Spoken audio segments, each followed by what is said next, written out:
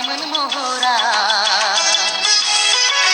बिरगलांहां जाबाय नोंनि दुदिरि लाइमोन बैसोआ दैदेनलांहां जाबाय नोंनि ओइ लाइमोन सिखोला ओइ सिख्रि सिखोला ओइ लाइमोन सिखोला ओइ सिख्रि सिखोला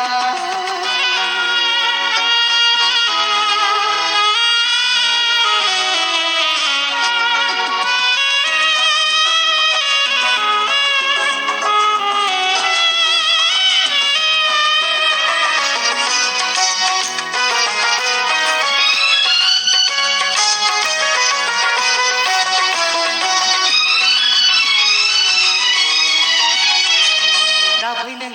सोफै आंनि खाथियाव दाफै नों सोफै आंनि खाथियाव बुजिफिनदोंमोन आंखौ नों गोदो लाइमोना